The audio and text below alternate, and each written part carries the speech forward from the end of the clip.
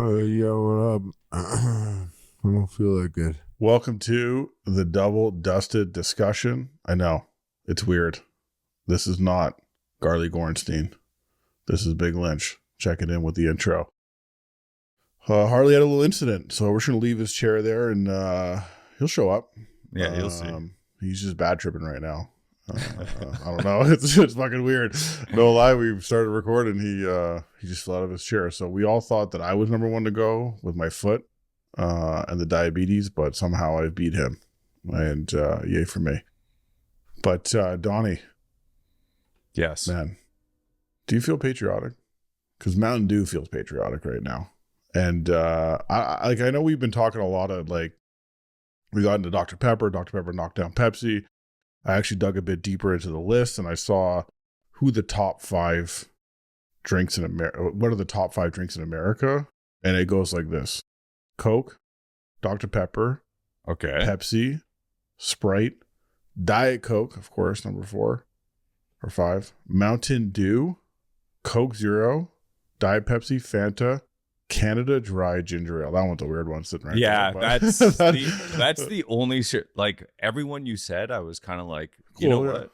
This list, for whatever reason, and it's so funny because I never drink soda and barely give a shit, but for whatever reason, this story and this list is hitting me in some like warm and fuzzy spot. You read that list, and I was like, that's exactly it. Like America got it right. The one that's really sticking out that's missing in this, and we'll get to the Mountain Dew story we have coming up here, but the one that's really sticking out to me is the fact that root beer just doesn't make an appearance there. Root beer, like you put Canada Dry Ginger Ale over an A&W root beer. Yeah, that's fascinating to me. I feel like a lot of people have sick tummies, and that's why it's number 10. Yeah, I guess that's it. It makes it onto the top 10 list because of its medicinal application. It's just like, it gets purchased by association. So it's like, oh yeah, that's a soda that makes it. Yeah, and like blindly, if you were to ask, so if you were to make up your own top 10 list of the number, like most sold soda drink in America, you feel like I would just think Mountain Dew's in the top 5. I would say that for sure. I don't know if you feel the same way, but Mountain Dew's been out of my rotation for like 20 years. At least. And it was never really I was already off Mountain Dew before they started making other flavors of it. Yeah. Like I don't remember other Mountain Dews back when I was banging. I remember when Code Red came out and shit, we were all like gaming and stuff then, but already by that point I was kind of off of sodas in general. Someone in the comments brought up Jarritos. Yeah, those are chill. Those are you know what? Like even it's not a top 10 material. That's more like a specialty situation. It's a specialty situation for sure, but I who barely drinks them, I end up having somewhere between 1 and 3 a year. And like a Jarritos. That's your really that many. I feel like it's an international move. You're like in somewhere foreign. Sometimes I come back from a trip where I've just been drinking river water for 10 days and I get to a restaurant, I order a cheeseburger and a fucking Coke or something. And I'm like, this is the time. Can't even imagine it, but river water sounds terrible right now. You put like those tablets in there to make it palatable. Yeah. Oh man. Either tablets or I have a pump, I have a squeeze filter. Yeah. Like Coke, Dr. Pepper, Pepsi, Sprite, Diet Coke, like Mountain Dew, that all feels correct to me. It feels like it's right. Fanta top 10 is wild too. Also, like that's a pretty crazy move. I thought Crush. I don't know. I guess the same thing. I don't know. It's interesting. Fanta's an interesting one to make it into the top 10. Fanta was actually invented to supply Nazi Germany with soda during World War II because there was like American companies had a trade embargo. So it's a conspiracy against the Jews, obviously. I don't know that it's a conspiracy, but I know that Fanta was literally invented so that Nazis could have soda when Coke refused to sell them anything during the war. And they're like, we still like Fanta. Yeah. So it's all right. You know what? Yeah. We enjoy it. That's it. Then who cares about Crush? America went to Nazi Germany and kicked their asses and was like, you know what?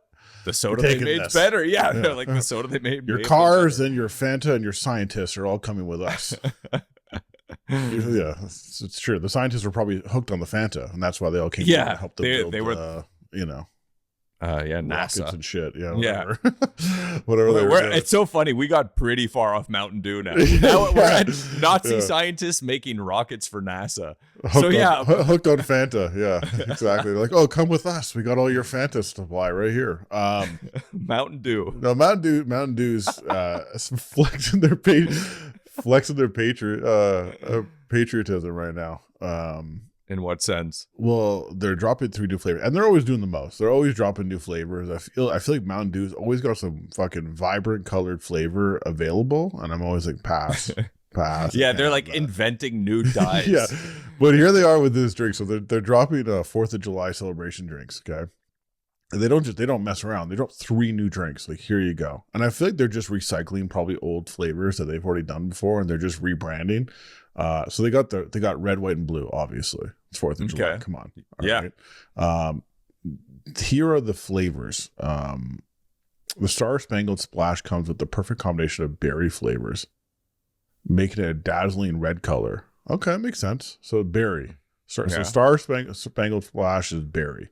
And Whatever. for right off So the bat, red like, profile. That's what exactly. it is. And they're like, boom, you're dazzled already. This like one they're claiming a dazzle effect. Yeah, there's some other weird stuff they're putting into the marketing materials here. It's like, and it's Mountain Dew Freedom Fusion is a refreshing lemonade white peach flavor.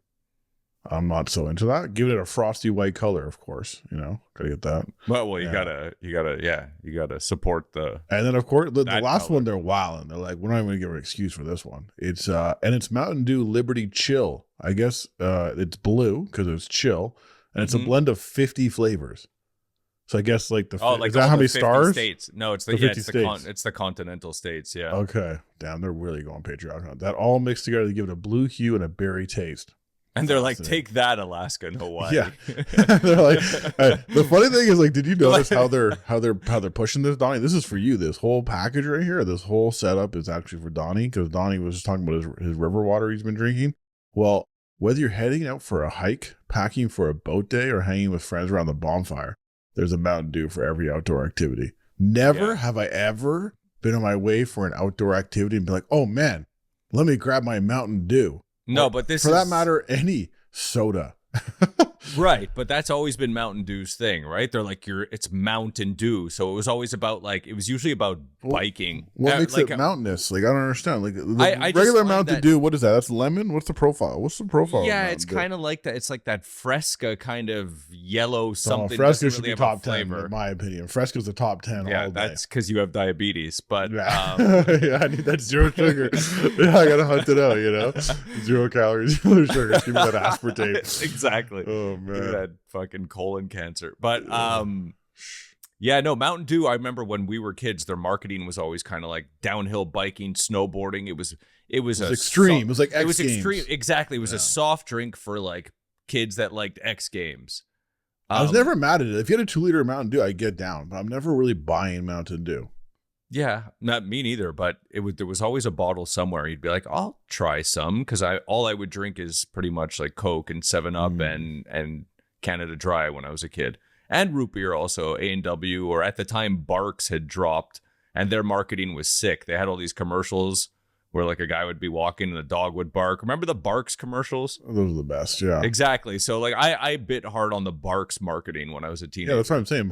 That's why I'm saying it's weird that root beer doesn't make an appearance in the top 10, but America is. I bet you in Canada it's a top 5 or a top 8 at least in Canada. I feel like. But yeah, we have the like home of A&W here. We just don't have enough people for them to care about making a list. They're not like, oh, let's make a top 10 list for Canada for this, because we're probably buying like a fraction of what the U.S. is buying. They're buying gallons and gallons. Per capita, there's definitely a list going here. Most of it's probably in Alberta. So that's true. No, Quebec. Quebec's big Pepsi. They're pushing Pepsi to the top of the list. Number 2 at least. Pepsi Midwest, baby. But yeah, no, the Mountain Dew, it's just a citrus flavor. That's all. That's all they got to say about it. And you're gonna like this, and this is straight from the internet. So. They replaced sugar in the 90s with high fructose corn syrup. Sounds a lot healthier. Is that what you think? I don't know, man. High fructose? It's high, dude. You got lots of it. Corn syrup? Your favorite thing. Yeah, these are all your favorite items in one list. It's so funny. Like, I've been preaching that anti-corn game for a long time now. But yeah, that was the beginning of the end. And that's why people bring up stuff like Jarritos.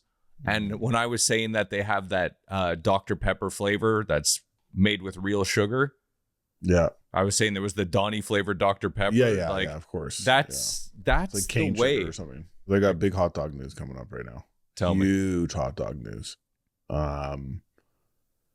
Like, are you? So, of course, do you know Joey Chestnut? Yeah. We actually covered Kobayashi a couple weeks ago. He had, I guess it was a retired. He was a big deal. He's kind of the guy that set like swallowing hot dogs whole. Yeah, he was the Glizzy King for a while there. Yeah. I kind of got lost in the story a little bit because we were talking about that one. He was like did an MRI scan on his brain, and he basically like claimed to he broke his hunger. Yeah, he's not hungry anymore. He could not eat for 3 days. Like he had fucked up his whole brain chemistry when it comes to food. But it looks like there was a big story that came out this week because obviously 4th of July, a lot of stuff coming on 4th of July. That's when the big wiener showdown goes on, right? The big Nathan's hot dog. Let's see how many glizzies we can eat, which is like surprisingly covered by like ESPN. It's a relatively large event. And I feel like Joey Chestnut's been making some serious dollars eating a lot of hot dogs for a long time. But he was banned from the event because he apparently he did a deal with a non-meat food provider.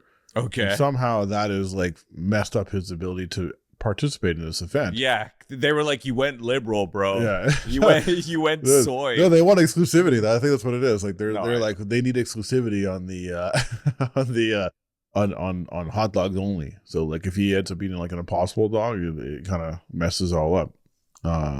And they had a quota here. They're like, I guess Major League Eating, which is is a real thing. Lee. And Nathan's went to great lengths to accommodate Joey and his management team. Damn, he's got a team.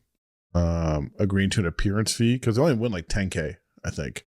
But obviously they got to pay him more. He's a big deal. Like he really does like interviews. We had him in a video, in fact. Yeah, I think during the pandemic, and they were.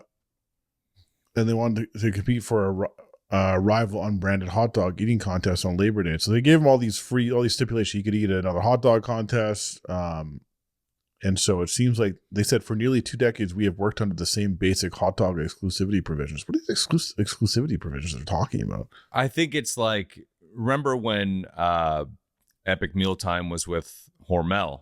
Sure. So then if you started making videos with maple leaf bacon, Hormel would be like, ding dong. Yeah, but this ding dong, you're done. I don't think you think he's getting paid by Nathan's year round. I thought he just shows up to this thing and eats a few dogs, eats 75 hot dogs, and he leaves. Well, what do these fucking Glizzard wizards do in the off season? Like, how many times a year? No, Major League Eating, they're running like 70 events a year. So that's crazy because you never, I guess, yeah. Well, they had a similar thing. So Kobayashi. Also, he was excommunicated. He left a long time ago over another exclusivity dispute. So he was the Glizzy King, and then Joey showed up like early aughts, and he just sort of went to town. Man, is competitive eating mental illness? Well, this is the part that's crazy to me. I can't believe how big of a sport it is. I'm pretty sure I read that like Kobayashi is making like $500,000 a year or more eating food. And I don't think it's worth it. I don't think it's worth it either. But it's so big that Netflix is like, oh, don't worry, guys. We're going to step in here. Kobayashi, don't worry about your not wanting to eat and your whole reward system being messed up. We want to launch a live event where we want to watch you break. You and Joey Chestnut go head to head. The two kings, the two best eaters of hot dogs. And now instead of getting them at the Nathan's 4th of July, we get them in September live on Netflix at a place TBD. And I didn't realize how much drama is in this whole thing. Like, I guess like Kobayashi manufactured drama. You think so? You think it's all fake? Well, no, I don't like fake. It's just like, if this is the thing that's turning the tide of your emotional experience on this planet, we're just like, fucking, oh no, this beef is going down live on Netflix. I mean, they're gonna settle this once and for all for a hot dog eating superiority. They're like billing it next to Tyson versus Jake Paul. They're like, here's our live event slate, and it's like, here's Kobe. And you know what? I'm kind of in on it, even though you mentioned, you touched on something where I agree with you. It's like, I don't really understand the phenomenon of watching people eat a lot of food in a disgusting fashion. Like it's not that fascinating to me, because even on YouTube, there's a lot of competitive eaters that have huge, like they get crazy views. I know it's kind of like a freak show thing where it's like, oh, I got to see them eat. How much of that is sexual? How many of those views are sexual? I don't know. That's a weird question for me. 60% I'm giving it. You really think that's what it is? Well, what the fuck? How It's many weird. people? How many people do you meet in a day that are openly being like, "Oh yeah, I'm watching a ton of people eating like crazy on YouTube." But the views are crazy. Like all these guys, like Matt Stoney kills it. Or was killing on YouTube. This guy like Beard Meets Food or whatever. I've seen this guy kills it. Like just that sounds like a views. double. That sounds like a double fetish right there. That's like you just hit two different thumbnails on the thumbnail I site. feel like these guys are like all me if I felt like being sick after I ate all the time, like 24/7. You probably get better at it. Like the more you do that shit. That's probably why these guys have to do 70 a year, because if they stop and come up for air, their bodies will just break. Well, they should go on YouTube, because people apparently love this shit, and I don't understand it. It falls into the category of like ASMR. I'm like, I don't get it. Oh, that's the worst thing I want. You know, so that's anti ASMR. It's just it's really disgusting. But I am interested in this matchup of Titans. I am interested. I have to say, I'm probably going to tune in for free on Netflix. And see what's for going free, on here. Or I'll forget because I'm busy getting a surgery on my foot. But it's just crazy that bro, just pop on a tourniquet and hop on Netflix. I hope they're bringing like some new up and comer, because I was looking at the top. They have they actually have like official rankings, and there's a guy from Canada from there who's number like 12, I think. He's number 12. Yeah, Darian Thomas, Orillia, Ontario. I've been out there. I played golf out there, in fact. And, shout out to it. Yeah, it looks like Joey's number 1 now, always. And a couple Tampa guys up there, some Vegas guys. Man, for a half it, like you're talking about people getting huge on. Is Matt Stoney making more than $500,000 a year from YouTube? He has to be. Right. So why the fuck is like the biggest hot dog eater making $500,000 and getting cucked by fucking Nathan's for eating Beyond Soy Boy? It's interesting. I've actually thought about this quite a bit, because we've, Epic Mealtime falls under a similar category. It's like stunt food, but they're eating like doing the most stunt food. I've never heard that term. What do you mean? Stunt food? That's hilarious. How else would you describe these giant meals that have been made over the last like 15 years? I don't know, mental illness adjacent, but we're occupying the space right next to it. Yeah, exactly. No, makes me think of stunt cock. Well, anyone these guys are really out here making it happen. And I've always just kind of been like marveled at the views these guys get. It's just crazy. Like it's consistent, people are in, and I've always been like, it's just so far removed from what I would enjoy from video consumption.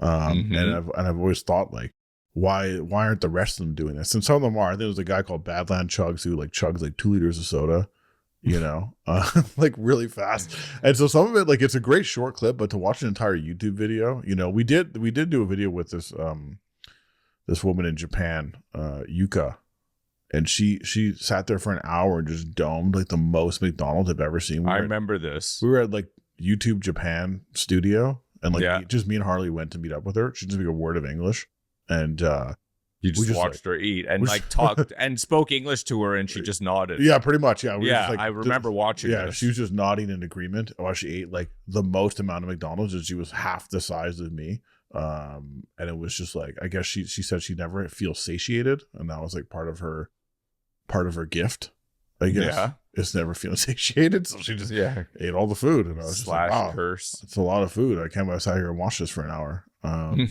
She was very nice. Yeah. But yeah, it's weird, but like then I start thinking like, what's up with like competitive eating, like this has to be some old time shit. You know, this had to be some shit we did back in the day. You know, maybe it feels very American. Feels very American. It's also very accessible, right? Do you know when they first started the Nathan's hot dog contest, 4th of July hot dog eating contest? 1950. 1916. Yeah, man. What the fuck? So, according to legend, 4 immigrants competed to determine who was the most patriotic, and the Irishman won with 13. I was like 13 hot dogs. Glizzies. That's crazy. Now we're at like 75, 76 in 10 minutes. I think 10 minutes is the time. Yeah, these guys were like 4'8" though, and their stomachs couldn't hold much. Yeah, they were like doing like they weren't like grass-fed Oklahoma boys. Yeah, well, they kind of I think it like kind of fell out of favor for a while. I said like pie eating contests and stuff. And then in the 1990s, 2 guys jumped on and they took over Nathan's publicity and were like, listen, we got to get this hot dog contest going. And they started the Major League Eating company. That's what I'm saying. It's like, you see what I mean? It's a very accessible type of contest. Like, because like anyone can do it. It's like people watching golf, like, oh, look at this fat ass playing golf. I can do this. And some of me watching, like, dude, I ate like a whole pizza. And not just that. I'm saying like it takes a lot to do like a Red Bull competitive flying thing where they're like breaking balloons with airplanes compared to like, all right, let's see who can eat more. I feel like that's something that goes back to like cavemen, you know, they were like, not that they had the abundance of food to do so, but I'm just saying someone came up with this shit. The first epic mealtime was like during the Spanish Inquisition, probably. They said no cameras. Exactly. Like, we're gonna eat tonight. Yeah. And they were eating infidels. Yeah, they have some other stuff here, like top eaters train for months before a big event, like training. Like I guess, like imagine training for this. I'd be so choked about it. I'd be so mad. I want to enjoy my food to the uncomfortable level. I don't want to get past that point. Yeah. Have you ever taken it to the tape, like taken it as far as you can go, and you're like that happens to me. Like if I eat lots of cereal, like lots of milk and cereal. If I have like back in the day, I would just get like, you know, you get ripped and you get some Cinnamon Toast Crunch, some cookie crisp, and like maybe like a Rice Krispie, and just go off with a 2-liter, dude. And then you're like, and then you're like, what? And then you're like. It's just like it all expands. Then like you wait 10 you're minutes. Exactly where Harley is right now. I don't feel that good. And then you wait 10 minutes and you're like, oh, I don't feel so good. Like you can't breathe. Like everything is so far expanded that there's no room to breathe anymore. Your lungs are being crushed. You're being crushed by all the milk and cereal that's expanding in your gut. It's like when you leave a bowl of Cheerios for too long and you come back and they're all huge. Yeah, you're like, that's my current status. Yeah. No, I've been there many a times and I've had many regrets. So the one time I actually did it to myself, and it's funny because it crept on me, but honestly, I wouldn't change it. I wouldn't change it. It's a great memory. But I took a girl to a fancy French restaurant one time. And just ordered, like, we just went off. Like, we just ate $400 worth of food. Like, the guy came. And French food is, like, some of the most rich food you can possibly Exactly. eat. Yeah. So we're just eating, like rabbit ravioli and truffle oil and fucking, you know, like lamb. And anyways. And then the guy comes with the dessert menu, and there was 3 desserts, and they all sounded so good. So I'm like, okay, all of them, obviously. Let's go. Anyways, I felt fine. Then we paid. I get up. I go outside. We're walking in the car, and I'm having trouble walking. And I look at her, and she ate just as much as me. She's half my size. I look at her, and we're in the exact same place. And I'm like, holy fuck, I've never done this. I've never stuffed myself to the point where I had to lean against the wall for a minute while I was walking in my car. You can't breathe. It's like you're suffocating. You're suffocating out of the weight of the food. I couldn't believe it. And it cost me a fucking fortune, but it was worth it. This is literally binge eating right here, man. This is what it is. That was it. Yeah. That was it. I've been there many a times, and I have so many regrets. Like, it's so good going down. The regret after is like, I need to find Tums immediately. And I'm always like, I don't carry Tums. I don't keep Tums around. Yeah, but you're shocked how much you need it. But I am shocked, and I'm like, oh man, I need Tums. Like, I'm always buying them, but I'm trying to convince myself I don't need them. But in that instance, like, it's just like, yeah, it's not a good place to be. And if Harley was here, he'd probably have about 10 different versions of this for himself. Yeah. But once again, yeah, I think he had 5 bowls of cereal, and now he's having a toilet bowl. I think, I'm pretty sure. I don't even think he's on a toilet. You think I feel like he's lying on the ground just out of the shot. I don't feel that good. Well, these competitive eaters, man, they're tripping. But I might have to get into it. I don't know. I have to watch this one. Battle of the Legends. I think you could compete, though. That's the thing. Is you might be playing yourself by not already being in on this. No, I don't even like eating my food where people can see me chew my food.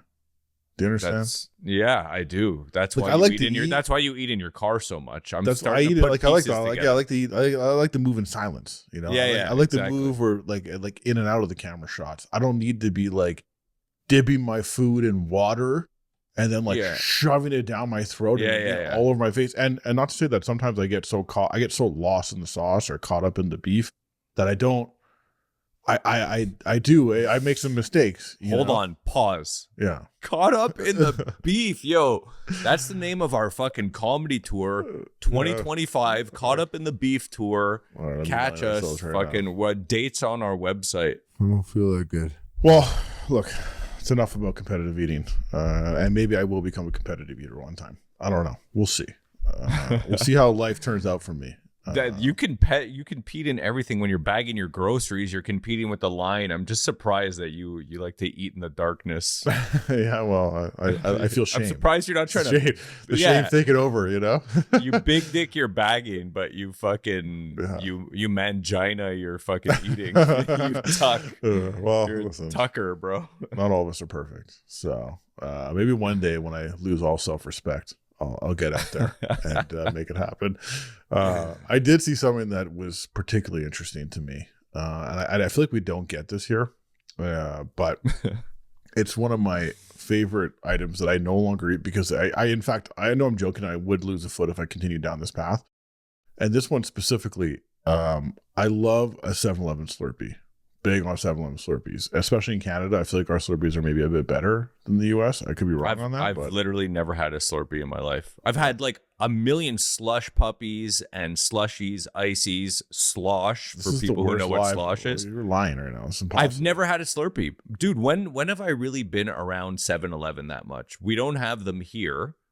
Yeah. I never lived in a different Oh, yeah, that's right. You guys, that's right. You know what? That's right. When I first moved to Montreal, that was like one of my biggest gripes.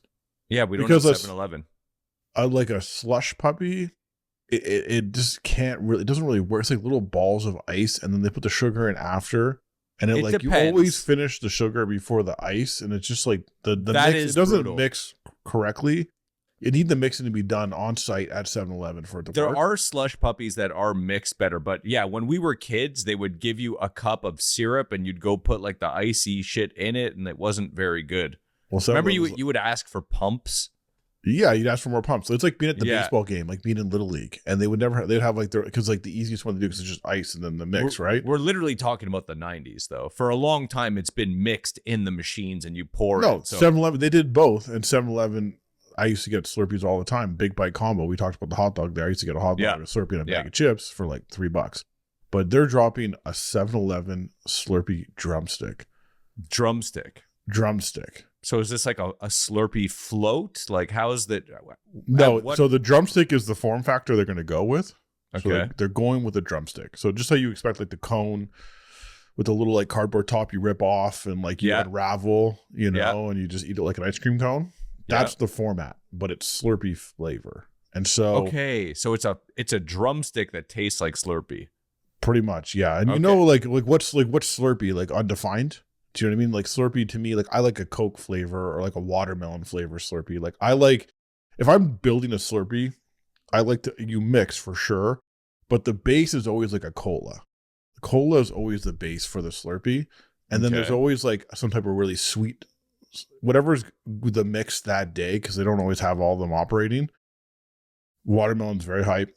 I used to love like a little watermelon in there. Cola, even a Mountain Dew Slurpee, I would throw a little Mountain Dew in there. Why not? You know, like this is all sacrilege to me. Like I'm just all I could think of right now is cherry, blue raspberry, like the classic No, the kind Coca-Cola Slurpee is the base, is how you start, and then you sort of I don't think I filter into would've. other layers. Well, I probably would have gone like Orange Crush base. just trust me. I know these things. I don't know, but I've never had one and I already disagree. But this Drumstick Slurpee, they went with blue raspberry vanilla cone. Thank you. So, what's blue raspberry? Yeah, it's like a tangy, super sweet, super sort of tangy tart. Blue raspberry is hype as fuck. It's a great flavor. It's What is that flavor sweet. though?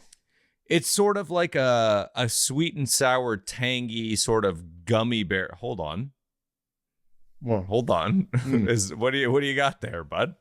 oh no, just a little snack. Oh, okay. What exactly are we snacking Birthday on? cake tidbit. Okay, so what the fuck did you do to your finger is the question. I What'd you- closed my car door on it. How? How? You're like, you did it to yourself? I Or did. someone This is self-inflicted right there. how do you close on your own finger? I had. You really? I wanna understand someone closing a door on your finger. No, I did to my. This is that I asked myself the same question, but there's lots of factors that came to be for this to happen to me, and it was really. I was parking in a double garage. There was a car next to me, and it's a very tight spot I got to fit into and get out of, and I'm like, I had things in my hands, and so Okay. I was like squeezing out of my door. And then I went to close the door, and like I was holding something in my hand, and this finger just caught the edge of the door, and just boom. Obviously, my longest finger is my middle finger here. Did it close on it or just smack it on the way by? It didn't like I didn't have to like open the door, like it didn't lock close, but it like fully closed, and it was like, oh, there's a finger here, and it was like instant pain and instantly bruised, and now it's just sort of been like this. So basically, I'm an idiot. I had like 5 things in my hands, and I thought I could make it all happen and squeeze my belly out the door, and it just didn't work out for me. Maybe Wow. next time. But I had it like a man. I didn't cry. I went, ow, fudge! Oh my god! And then I went like this. Did you actually say fudge? Of course, I'm like You this. didn't say fuck. You said fudge. No, I said fudge, dude. Dude, even your profanity is fat. yeah, exactly. Yeah, listen. My daughter was picking up all the swear words. She's using them correctly too. I had to slow my roll a little bit. Yeah. Would she call you a Helen Hunt when you wouldn't let her have the No, second like I dessert? dropped something on the ground and she went, "Oh fuck," and I'm like, "Oh, what?" It's like she's like using it correctly, and I'm like, "Oh, this is a problem." Yeah, shit, I was man. like, I can't let her go into the world and start swearing at people, and then I'll look like a real fucking asshole, a real fudging arsehole, I guess. With white plaid shorts and a wife beater on and an Oakley tan. The sickest belly just chilling out there. Yeah. So this blue raspberry vanilla cone, like, do you copper drop this? Okay, here's So I'm just gonna tell you. Hold on, I'll read out to you what it is. So it's from a classic drumstick. We all know what a drumstick is here, right? They get it at the corner store or whatever. which Chris- also got hit by shrinkflation really bad. Big the time. drumstick. Yeah, they called it. I left out. They called it king size. I'm like, yeah, right, king size. Yeah, king That's a size. lie. You mean regular size now? Right. And the crispy cone is filled with the brand signature vanilla ice cream, so just vanilla ice cream, and a chocolatey nugget. Nugget. NOU or NUGG? I think it's nugget. NUGGET. Yeah. Nugget. Yeah, that's what I thought. This version, however, also includes a layer of vibrant blue raspberry along with the blue raz sauce ripples and candy bits. Okay. I don't know.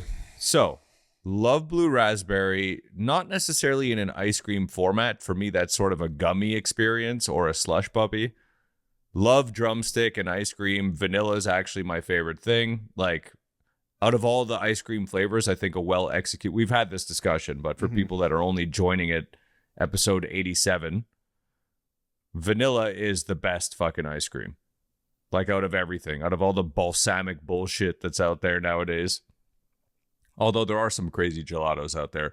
That's a different fucking discussion. But I think chocolate and blue raspberry is a weird mix. I never liked mixing sort of chocolatey flavor. Like, I always found, for example, a chocolate bar and a can of Coke is such a weird mix.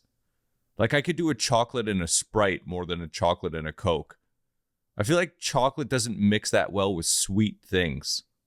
It's overload. It's like you're really doing too much. I've done it many times because I'm just like like right now, like I've eaten a bunch of these Timbits right here. Those look delicious. That's like donut holes that taste like birthday cake. So like vanilla sprinkles. So good with the sprinkles on them. They're actually so good. These are addicting, big time. And you know what I'll say? I'm here to say this. This to me is so much better than the crumble cookies I had last week. And crumble cookies this cost me $5 Canadian, so like $3 American. For 20 USD, sorry. And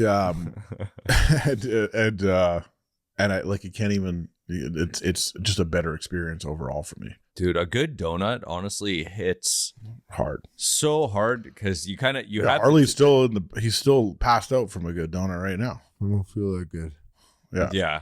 I heard that he was I did ask because he was supposed to be here. He was here. You did acid? No. I asked him, like, I think he's and this is for the guy in the comments that actually really wants to know. I think he was behind 7-Eleven for a really long time since last podcast. Behind the gas station, he was at Couche-Tard, and he was just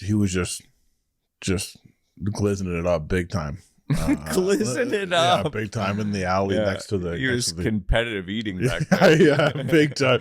I think it hit him at the wrong time because he sat down and then. Honestly, the funny part is no one's gonna believe us. They're gonna think we're doing a bit the whole episode. Harley was in that chair when we sat down. I will insert image now. I don't feel that good. Of him in that chair, just so everyone can see. Yeah. For me, this is kind of a drop. Back to the Slurpee cone. I like where their head's at, and I back it, and I don't want them to not do it. I feel like it's pushing Drumstick forward. I feel like Drumstick's kind of been stuck in this one place where it's just like, and it's because it's good, it's classic, it's consistent. Like if you give me a little, they've done things. They've gone into Cadbury bars. Sure. Yeah, but I'm saying like in the ice cream format, you know. Yeah. I feel like moving that. I think if you're moving that way versus to the chocolate way, it's a harder bargain. Yeah. It's harder to do because it's just like now you're entering ice cream. Ice cream, you know, it's just harder, I feel like. And this is a drop for you. It's a drop, but it's a drop isn't like I'm not going to get it to eat it because I don't care for it. But it's a cop in the sense that I respect. Like they're not in our face every week like Crocs dropping new things. You know what I mean? It's not like every day they're out here like trying so hard. It's like here's hey, what's up? What do you think about this? And I'm like, I respect that part, so I'm going to cop it only because I want them to keep trying these things. I respect it, you know, and I have a lot of respect for 7-Eleven and the Drumstick brand. In fact, you're going for the positive reinforcement approach, which I agree with. That's actually to rewind it back to the Mountain Dew story. That's how I feel about that. Red, white, and blue Mountain Dew. I want no part of it, but I'm very happy that they're doing it for them. For the people that do want it, I'm like a soda hater. I'm like a fucking nationalism hater. So all you love, but you know what? We're happy for you. Red, white, and blue Mountain Dew. Fucking get it, boys. You want that shit? Go get it. And this Drumstick, for me as a cop, I love Drumstick. I love blue raspberry. I think chocolate blue raspberry is a big mistake. They should have went vanilla, white chocolate, blue raspberry. It's more vanilla forward though. It's vanilla ice cream, which is going to be the dominant force in there. A chocolate crust with blue raspberry syrup. You missed the mark there. You should have went either. They had no choice.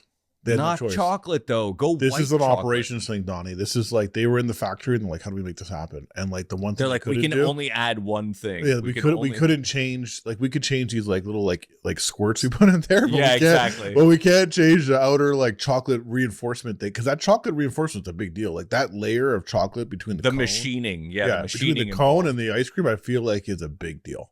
I feel like that keeps everything simpatico, and is important. And so I'm glad you're copying, Donnie.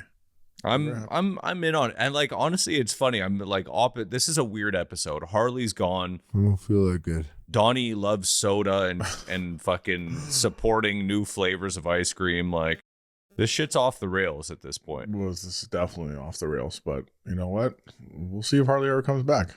But I have a story for me. This story's for me, actually, this next one. Well, it was Father's Day, and we've hated on Arby's quite a bit. I mean, we've had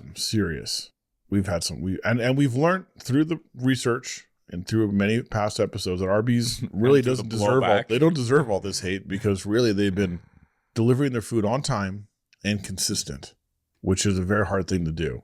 And so I want to give them their props for that, for doing that. And I have a few friends who are Arby's. They're big Arby's guys. And that's cool. But they hit it out of the park with this concept for me. They made a golf driver with a burger as the head of the driver. Is it functional or is it ornamental? I tried to find a video of someone using it and I couldn't. So it feels like it might be decorative in some way. Yeah. And I have some notes for them because there's a couple weird things about this. First of all, hamburger. Arby's is not known for their hamburger. They're known for like a beef and cheddar. A meat sandwich. Yeah, like give me the beef and cheddar. Like I actually think the beef and cheddar would hit way harder than a burger. It's like lean more into what you guys do. But I guess in terms of a paint job, but I don't think they're going to give it the ridges. I think you need burger so you can execute like the aerodynamics of it. So the aerodynamics of a burger are way better than a ham and cheddar. But see, I think they should have taken a real driver and just painted it. Yeah, like made it look like it's that one that get like a sick $900 driver and just make the artwork on it. Like, you know, people paint shoes. Like you buy a pair of shoes and they're like, I'm gonna make a custom pair of shoes out of this. Yeah, some people are sick with leather vest that I bought and some paint, and it's like, oh, that's sick. Do this with the driver. Like, do this. So they took it like a step too far, where it's probably just a joke. Yeah, this sounds like April Fool's type of story. But no, this is like, they're like, okay, Father's Day. What do they like? They like golf. They like sports. They like chilling. They love hamburgers. They probably did the research and they're like, oh man, roast beef sandwich. Like we're kind of like, that's like we're cutting off a lot of dads. Like, what's the widest reach? They didn't make this driver though, right? Like someone's making this driver, and they're just like, yeah, of course, yeah. No, they're paying they're paying a company. They're licensing it. This driver is not being sold widely. This is like you got to enter a contest. I tried to enter the contest and I couldn't because I'm living in Canada. So, is it Canada? Oh yeah, I might have to start asking some of our listeners here to like.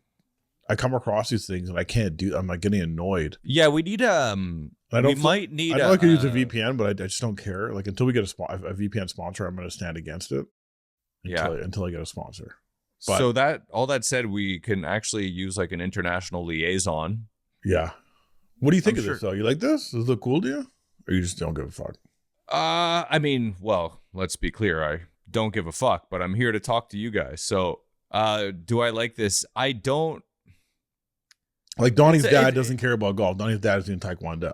My grandfather karate. Sorry, my grandfather was big into golf, and that didn't skip a generation either. It didn't. No, and it's funny. So many people are like telling me that I should, and you're one of them. I don't know. Maybe one day. It's the one thing you can do until you're like 90 years old, right? And you could be relatively out of shape. Not that matters for you, because Donnie's got a thick neck and he's still in shape somehow. But yes, I would say that that's the beauty of being 5'4". Yeah, but he's a short king. I think it's a bit of a stupid move. Like, who's this for? Who really wants this? I guess if you make 40 of them, maybe it's cool. It'd be really sweet to have like in the background of my office here. Instead, I got doors into nowhere. It's like funny. It's like I want the guy who's passionate enough about burgers and golf to buy a custom driver. I don't know. I don't know who this is for. And is it functional? And if it's functional, would you use it? Well, that's what I want to find out. And that's where I need to have there'll be an update on this story. And also Fireball tried to get down with because also part of golf, they're like, oh, people like to drink. So they like made a little 5-iron and they put a bunch of little drinks on there, but that's not functional. They stated explicitly that's not functional. Fireball made this? They made something else. Yeah, there's another golf club made by Fireball. Yeah. So that's fucking hilarious, because I would honestly say, and in my humble opinion, that Fireball is pretty much the Arby's of alcohol. It's like it's a punchline of so many jokes, yet people still they sell a lot of Fireball. People are out here. I hear some people mention it unironically, but for the most part, Fireball is a fucking punchline. And it's funny that the two punchlines in food and drink space are both making golf clubs at the same time, and it's not even April Fool's. I mean, golf's big right now, man. That's what dads like to do. If you're like, think of a quintessential dad. You're like sitting in a marketing meeting, you're at these offices, you're like, it's Father's Day. What They're like, we can smoke cigars, we can drink, and we can be away from our family for the whole fucking day. Golf can take hours, and it's an excuse. We're all together, and they can't get mad at us because we're outside. It can take more. It can take hours. No, it will take hours. Right. It will take approximately 7 hours a day after driving there, taking a warm up, playing the round, having a drink after, and then like getting home, and you're like, oh, that's. Yeah, that's why dads love golf and you know, they're like, babe, it's good for me. I'm outside. I'm exercising. Meantime, you're like fucking doing coke off the fucking rim of a Coors Light can. Not me. I'm too intense. I'm like, I don't drink, and I'm here to win. I'm here. I'm winner's mentality only at this golf course. You're like the Michael Jordan, like everyone's having fun, but you're just angry and gambling. Yeah. A couple quick hits here. I saw a copper drop here. I saw Lay's chips doing a couple collabos. So the Lay's chip format is what they're using, and they're going, here's a Doritos Cool Ranch chip, here's a Lay's Cheeto Cheese chip, and here's a Lay's Wavy Funyun Onion chip. Okay, so onion, cop, the other two drop. I would try a Cool Ranch. I think I'd get down with all these. A chip's Cool good. Ranch. Why not? Sure. Lay's is... What I don't like is what they're showing on the bag here, especially for the Cool Ranch. There's not enough dust on there. And this is the Double Dusted podcast, to be clear. We don't tolerate single dustings. It looks like a quarter dusting even. It looks like no dusting. They're like, the Lay's is more important. And it's like, no. This has got to be double, triple dusted. Sure, you can fuck around with Lay's. They're thin, they go down easy, but let's be real. Crunch, I like them. It's not a good chip though. It's not like a kettle cook. I want a kettle cooked. I want something that's thick.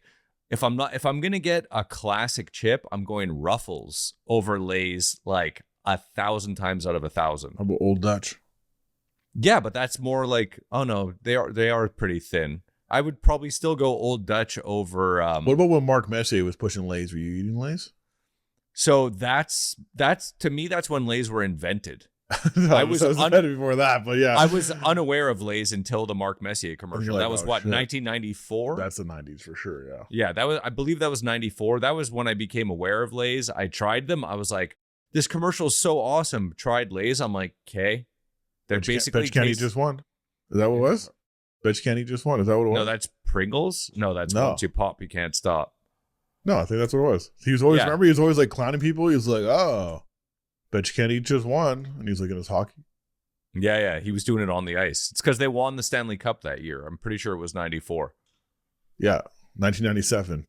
Because 93 it was the Habs, and that was their last win. Then 94, I think it was the Rangers, and we've never won again. Okay, so you're dropping. I'm copying.